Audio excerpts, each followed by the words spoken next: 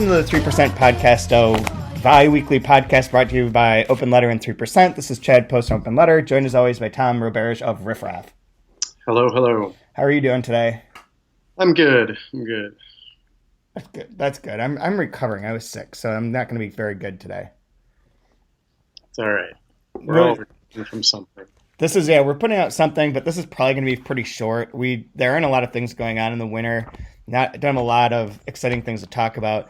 They're trying to find some controversies to go through, and you have one. But there's also Anthony sent me. Someone was trying to call for your hottest literature take on Twitter, and it just devolved into what you expected to be, which is. Yeah, just a bunch of random people saying things like Hemingway sucks, Hemingway's a trash monster, Ayn Rand sucks, Helen Cuffield needed to be sentenced to road gang in Alabama. All the normal shitty hot takes. Yeah, none of them are particularly hot at this point. No, none of them are hot. It's like Wuthering Heights. I don't like Wuthering Heights. Okay, cool. Right. Cool. This one is the hottest. I assume it's a joke, but I don't know.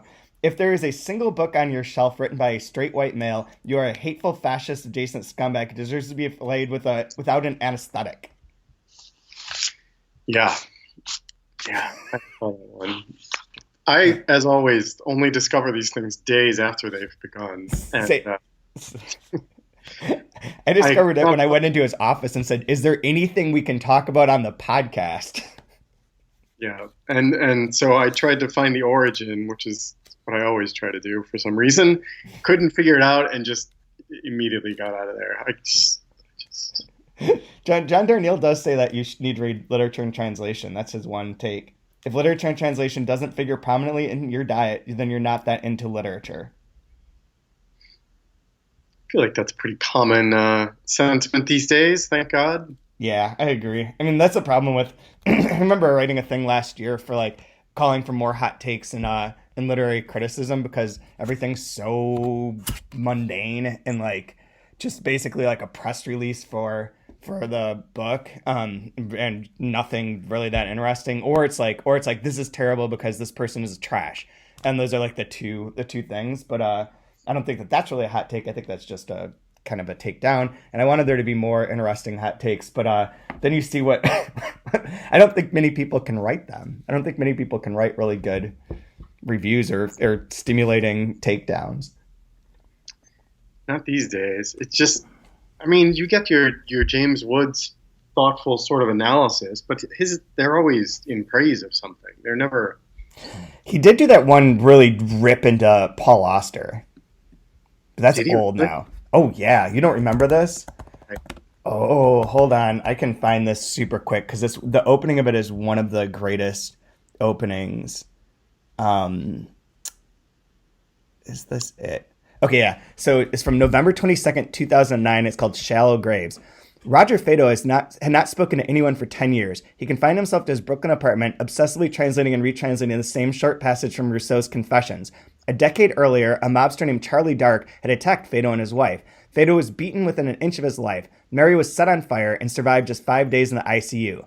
By day, Fado translated. At night, he worked on a novel about Charlie Dark, who was never convicted. Then Fado drank himself senseless with scotch. He drank to drown his sorrows, to dull his senses, to forget himself. The phone rang, but he never answered it. Sometimes, Holly Steiner, an attractive woman across the hall, would silently enter his bedroom and expertly rouse him from his stupor. At other times, he made use of the services of Alicia, a local hooker. Alicia's eyes were too hard, too cynical, and they bore the look of someone who had already seen too much. Despite that, Alicia had an uncanny resemblance to Holly, as if she were Holly's double. And it was Alicia who brought Roger Fado back from the darkness. One afternoon, wandering naked through Fado's apartment, she came upon two enormous manuscripts neatly stacked. One was the Rousseau translation, each page covered with almost identical words, the other the novel about Charlie Dark. She started leafing through the novel. "Charlie Dark," she exclaimed. "I knew Charlie Dark. He was one tough cookie. That bastard was in the Paul Auster gang. I'd love to read this book, baby, but I'm always too lazy to read long books. Why don't you read it to me?" And that is how the 10-year silence was broken. Fado decided to please Alicia. He sat down and started reading the opening paragraph of his novel, the novel you have just read. Yes, that preface is a parody of Paul Auster's fiction in a sardonic sack. It's unfair, but diligently so, checking off most of the work's familiar features. and then goes on and on. But yeah, it's basically just takes apart Invisible, which I don't even remember that existing. So good for that. But yeah, making fun of all of his tropes, which is something that I think James Wood could do, but most people still can't do that. Right. Um, yeah. So that's your hot take that That there are no hot takes. that there's no good criticism in the world. Yeah, that's not a hot take at all. No. That's just a normal take.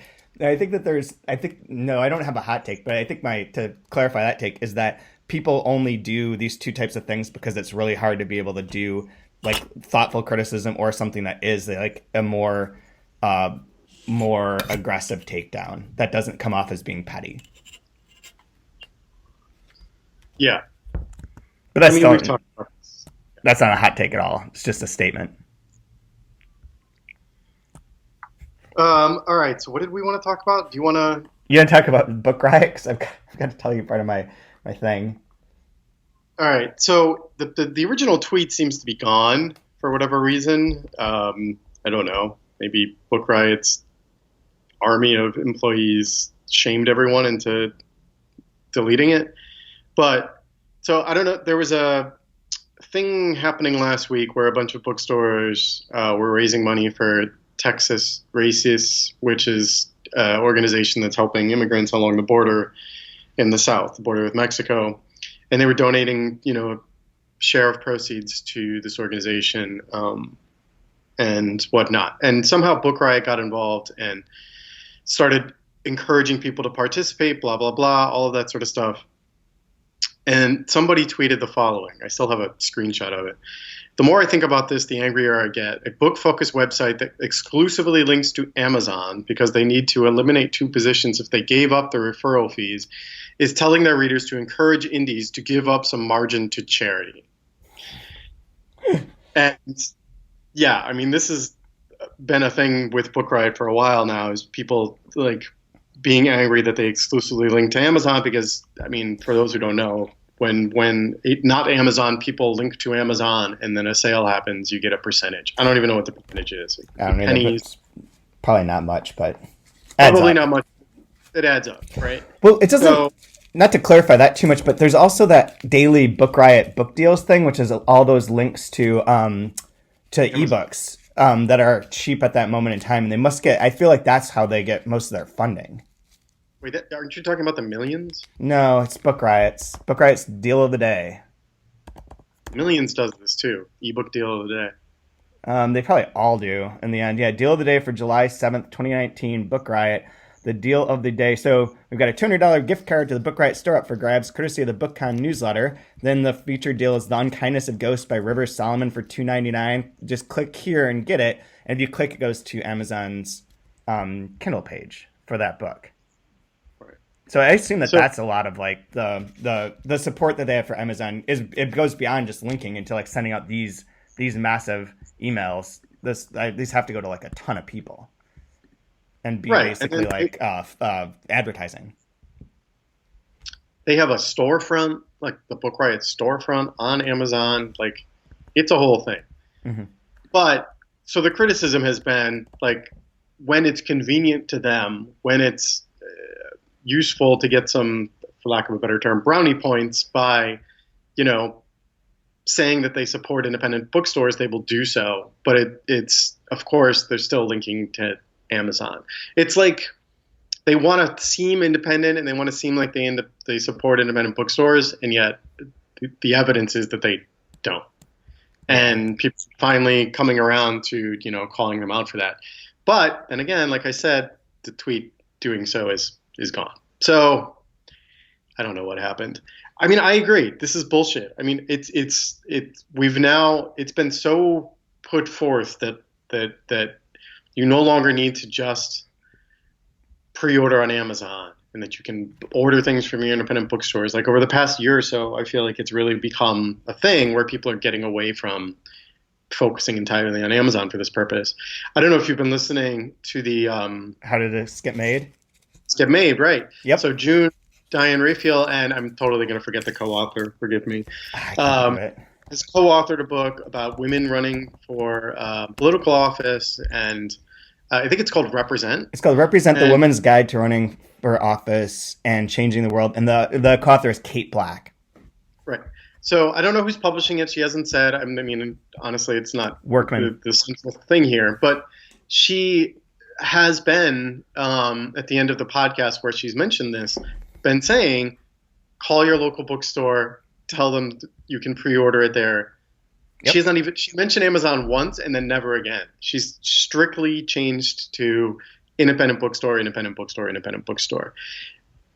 She has a platform, and a lot of people listen, and I think this is a great thing. But it's evidence that like people are slowly changing their minds about these things, and Book Riot, because of that, I think is rightfully being called out. And I mean, look, I have nothing to do with Book Riot. They don't help me. They don't hurt me because I'm not a publisher. It doesn't really matter to me. I'm not an author. Like whatever. We have just to distance myself a bit. We've had Book Riot member on the Best Translated Book Committee, judging committee for the past few years. Interesting. Well, I knew we had Amanda a few years and ago. Pierce now. Okay, but they have so many employees. Yeah, like contributors, whatever.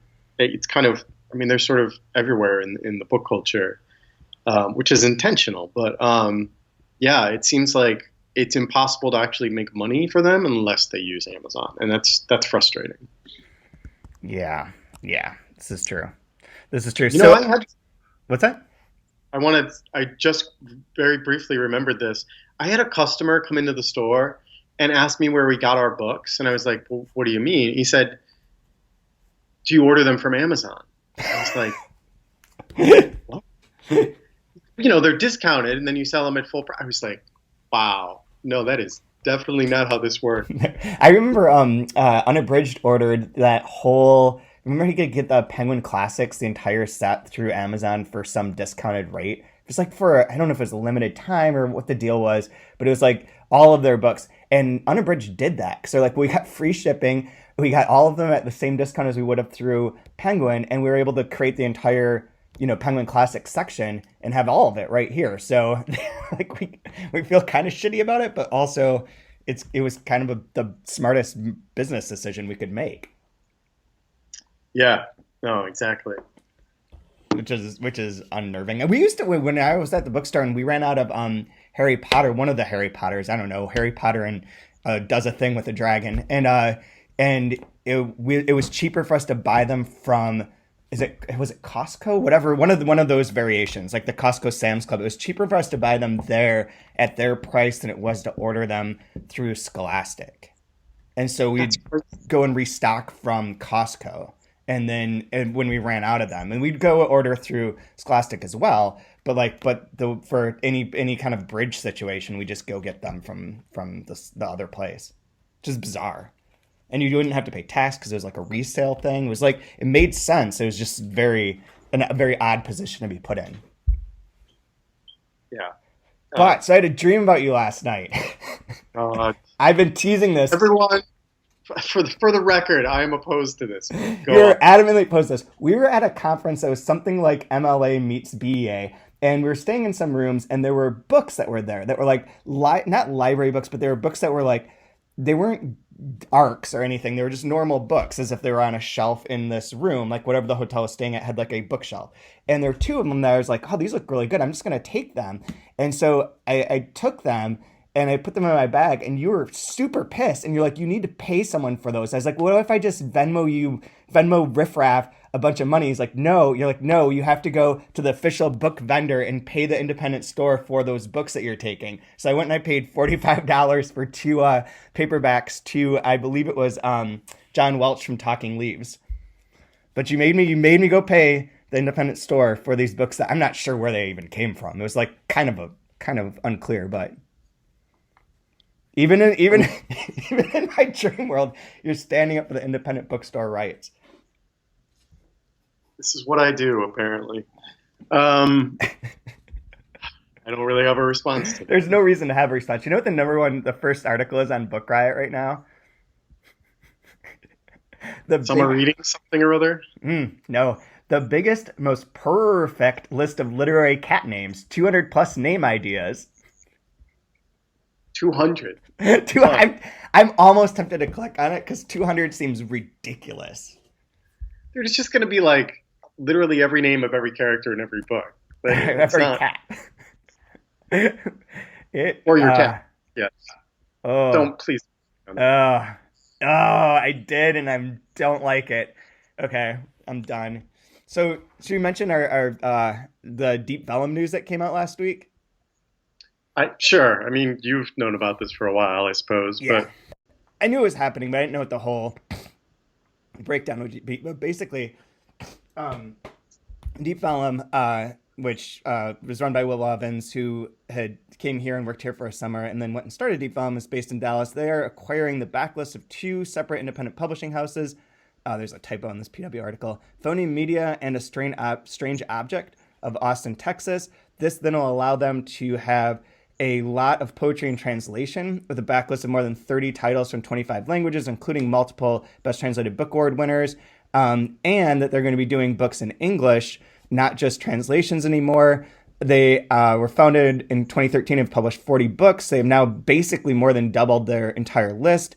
They are going to, and starting in 2020, they'll publish their inaugural list of non-translated work in English, including several poetry titles. And they're launching a Texas-focused imprint, La Reunion Publishing. The first titles will be published next year, including one that you pointed out to me. That was didn't feel like a Deep Vellum book at all. no. How's it called? A Life of My Where- Own. A Life of My Own, which is a memoir, a $30 hardcover memoir, which, I'm scrolling through the consortium catalog, which is 629 books, in case you're wondering. Welcome. And you get to we do it by imprint. So I don't know how else anyone else would do it. I suppose they set a catalog order. It's always I'm talking about Edelweiss, and for anyone who doesn't know, Edelweiss is now how like 99% of publishers get their catalogs out to booksellers so that we can decide what to order. DAP, I don't know if you know them, Distributed Art Publishers, does not use Edelweiss at all, which I kind of like. But so, we get to the Deep Vellum and there are 7 books. And then, the 6th one is this Reading Quirks thing, which, seems to be for kids and is kind of funny or something. I don't know what age it's for. Anyway, it's sort of like a comic graphic novel sort of thing. And then the last one is this memoir, this hardcover memoir that looks like it could have been published by, I pick a major publisher, glossy photo of the woman on the cover, et cetera, et cetera. Not translated, not fiction. It sticks out like a sore thumb, and I have no idea what this is. Like, very confused about what's going on here.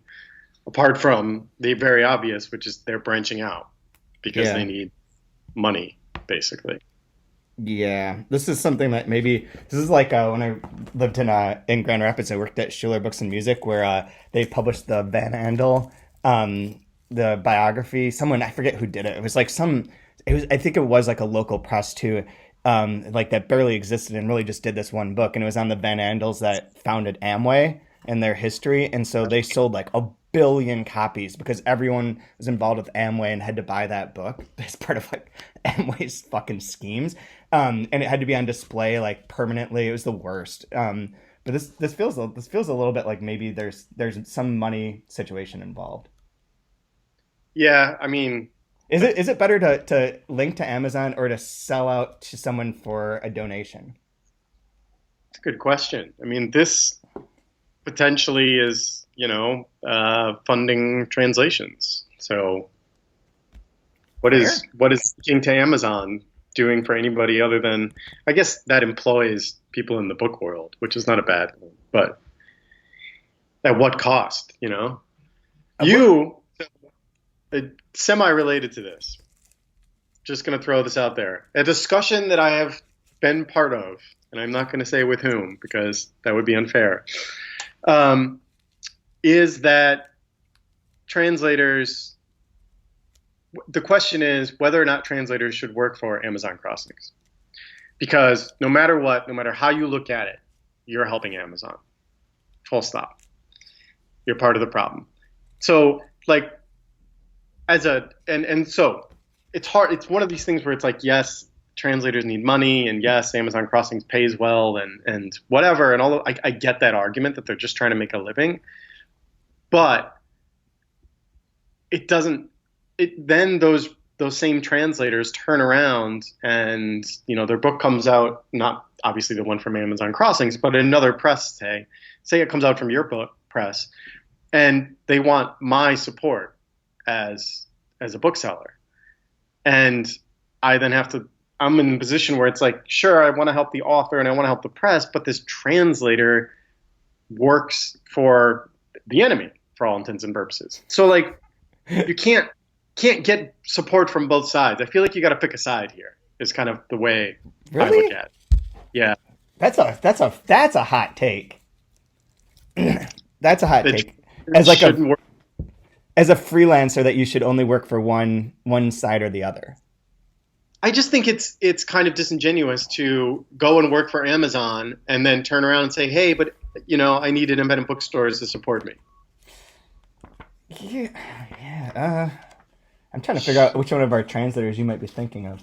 I think it's one of yours. I would just use you as an example. Oh, okay. Because I'm like, I don't know that we have anyone that's been like, who's a regular translator for Amazon Crossing?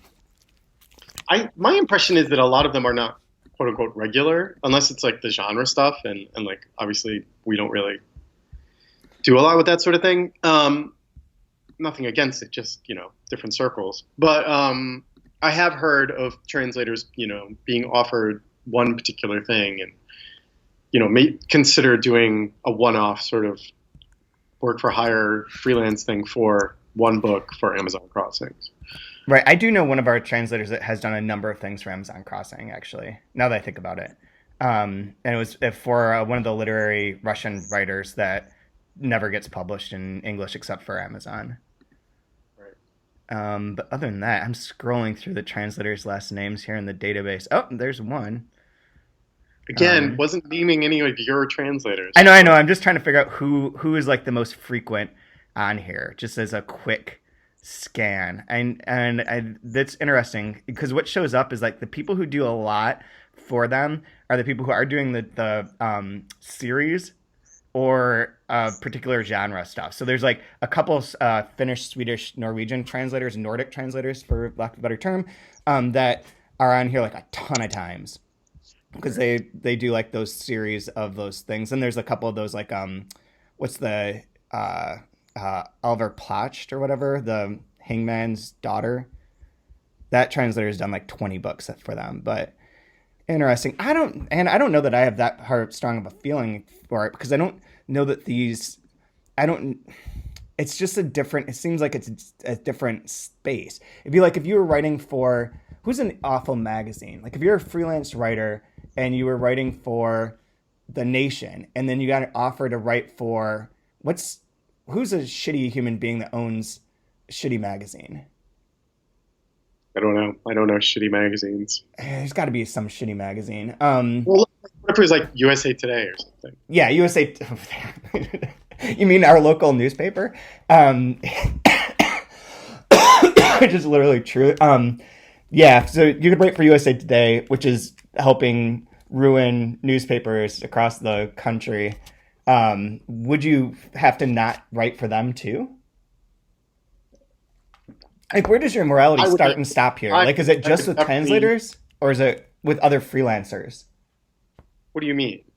Like, in other freelance situations that there are, that there's a company that most people do not care for or that is damaging in some ways to the industry, and you as a freelancer have a choice to work for them occasionally for more money, but you don't necessarily agree with their politics.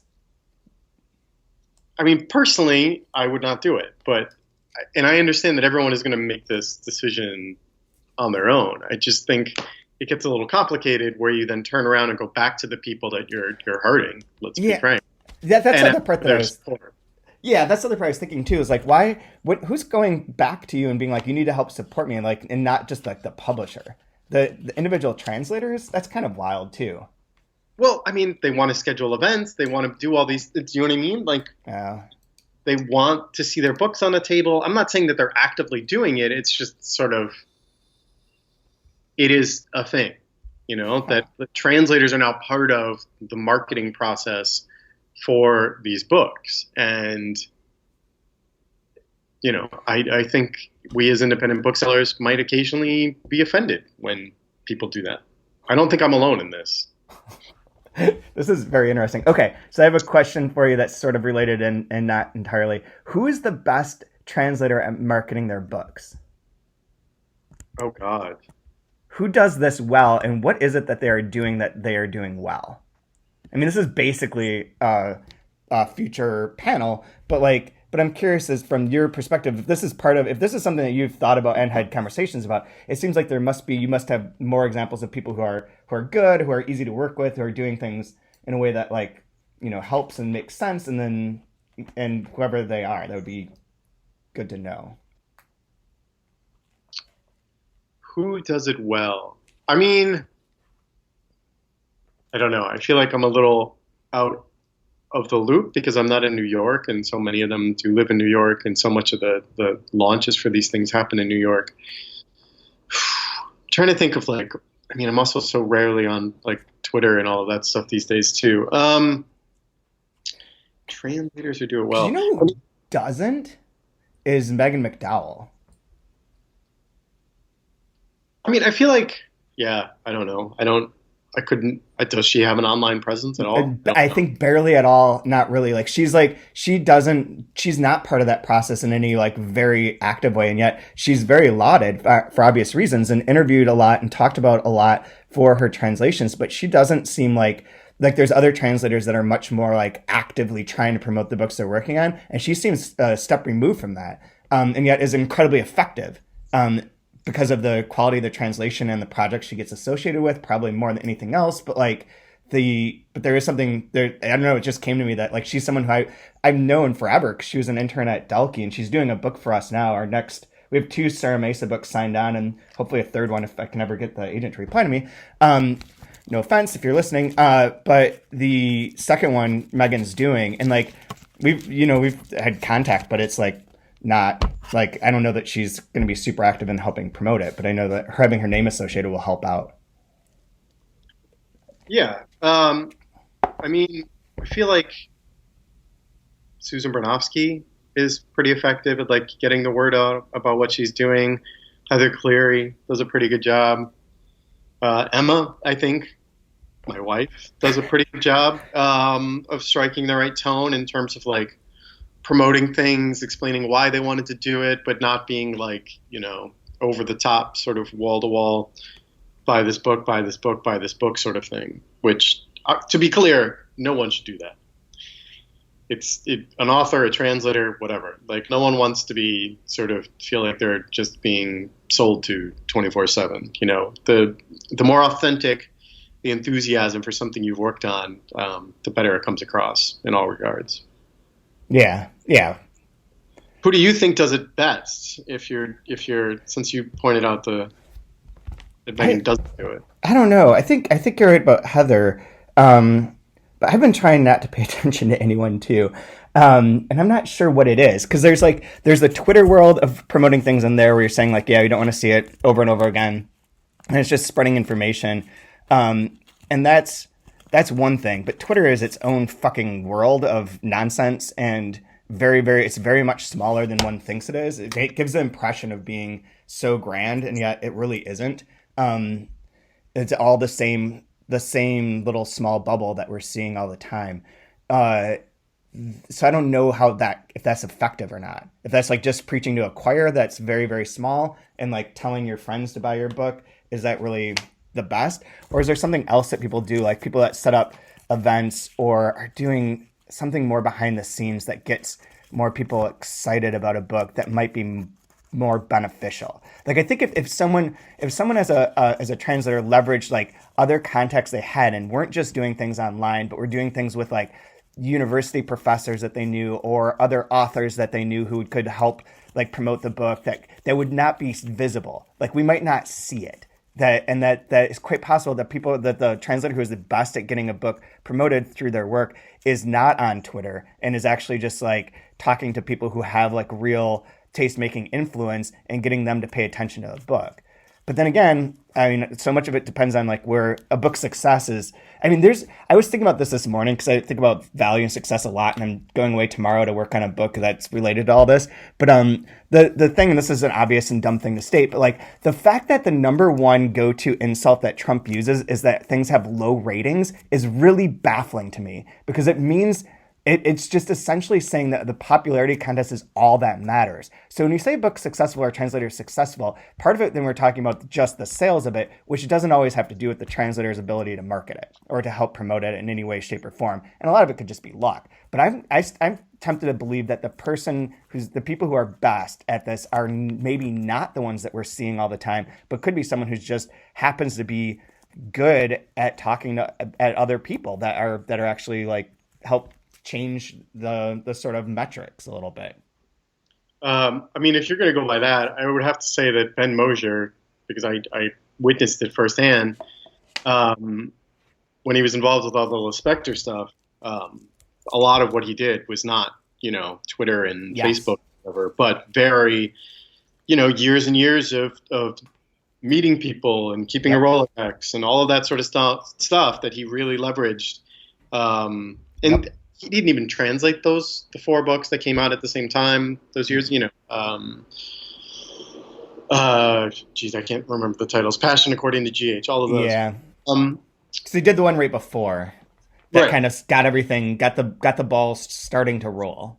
Yes, and then everything sort of happened and it blew up, and she's been sort of a must read for years now because of all of what Ben did sort of behind the scenes. So there's an answer, for better or for worse. Ben Mosier. Yeah. I mean, that's that, but that's sort of what I'm thinking of. Like that was much more impactful than a bunch of tweets. Yeah, But no, exactly. But that's also like a very specific situation that might not be replicable because you don't have an opportunity to write like a large biography that rediscovers an author as you're translating them. No, nor does everyone. I mean, frankly, like not everyone is as good as Lispector. I mean, a lot of Ben's what people would perceive as pushiness that people pay attention on Lispector comes back to the fact that Lispector is really fucking amazing. You know what I mean? Like it's he's pushing not himself but this genius work, and that does a lot of work for you. Yeah, that's true. So I don't know. Good luck manning that panel, populating that panel.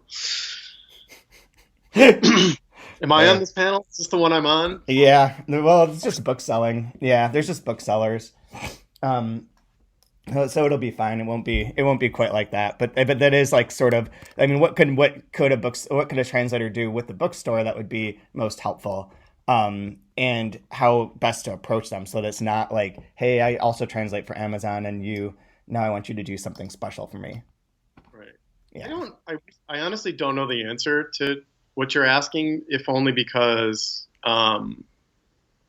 it's so rare that just the translator gets in touch with us. I mean, It really generally comes down to the publicist and the editor or the publisher or whatever, depending on how big the outfit is.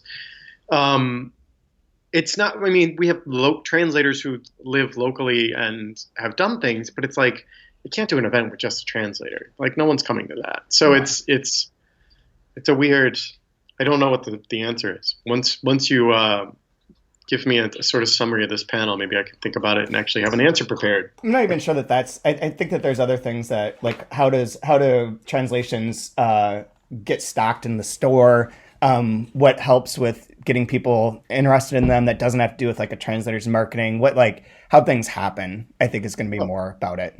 Got plenty of stuff on that. Yeah, exactly. And it's like this podcast, 10 years of this podcast summarized down into like 40 minutes. So I don't think you need to think too much about it at all. But I think it's more to illuminate for translators the sort of actual back end process, that it's not, because there's so many misconceptions. One of like that the translator should go do these appearances, and as you say, like no one's going to show up. So like I feel like that's, to a translator's point of view, they usually feel demoralized by that idea and that they want to be able to do something for their book, but then when they do, they just get like shit on. And then they also like have this conception that their publisher is never doing anything for them and doesn't help the book. And that's not always true either, because there's just a lot of times where like you have no you don't have as much control as you think you do, and luck plays a huge role in whether a book takes off or not, and that's out of our hands. So like I think just summarizing some of those misconceptions and like clarifying how like the nuts and bolts work for people will be helpful.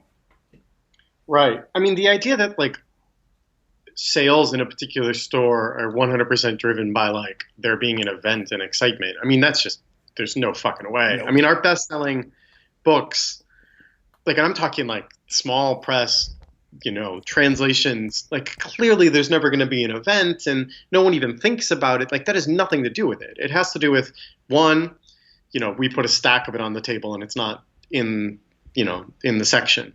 Two, randomness. Like, I'm sorry, there's so much randomness about what hits the zeitgeist the right way at a particular time, and it might work in my store but not in someone else's store.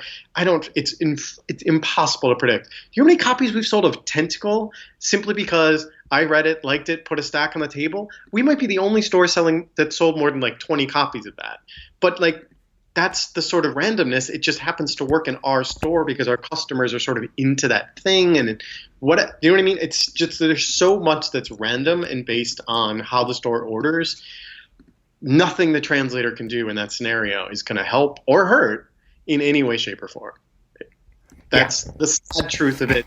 It's like, you got to just put your faith in the publisher and in the booksellers to get the book out there. There's no underestimate. It's very hard for the mind to not try and create a narrative. So understanding the influence of luck and randomness is almost impossible, and it's just a part of the way we function. So it can never be underestimated, and that's infuriating because unless you get lucky. If you don't get lucky very often, it feels pretty shitty. It could be pretty rough, but. Anyways, if you have anything that you want to rant or rave about, I got to do a phone call about the cover for Sarah Mesa's 4x4 that's coming out. That is fucking phenomenal. I just finished editing it, and it's wild and dark and intense, and should hit very well. That's my belief. Next June, so a year from now, predicting the future, that a year from now, the zeitgeist will be fairly similar to what it is now, and people will want to read this crazy book about a very sinister elite like boarding school. Yeah, maybe. Or they'll just be wanting to read about politics and hoping that the world doesn't end in November. There's an author, he's writing an academic book about gentrification for Yale, who comes and writes at Riff Raff all the time. And he asked me the other day, he's like, so just out of curiosity, my book is coming out fall of next year. Like, what's going to happen? I was like, what do you mean? He's like, well, because of the election. I was like, oh, yeah, no, you should delay it until January. Like, just all of the oxygen for all books of all kinds will just be gone for the election cycle next year, especially this one. Yeah. Anyway, so I have to go as well, but I did want to just rant or rave. Sorry. Absolute rave here. So I was in Utah last week. We went for a wedding, and then I went hiking, by myself in the middle of nowhere for a few days. While I was there, I read my advanced copy of The Nickel Boys, which is Colson Whitehead's follow-up to Underground Railroad. I won't get into the plot too much. All I can say is, Jesus fucking Christ, it was amazing. It was a slow build. Like, I wasn't sure what was going on at first, if I would, really, really, emotionally attach to it. And by the end, I was just devastated in the best possible way. It's really powerful, really amazing. Speaking of, getting the zeitgeist, man, he got it. It's not even, a contemporary book, but, man, he has a way of getting at these issues that are always just sort of simmering and what they mean to people. Just fucking amazing. So congrats to him. He was on the cover of Time magazine last week. I'm in the airport and I see Colson Whitehead on the cover of Time magazine. I never thought I'd see that. So I've seen so much stuff about that book. Much. Well, it deserves it. It deserves it, frankly. He's fantastic, Again, it's not my favorite kind of writing, but the emotional resonance that he gets from the way he tells his stories and the issues that he tackles and the way that he does is just amazing stuff.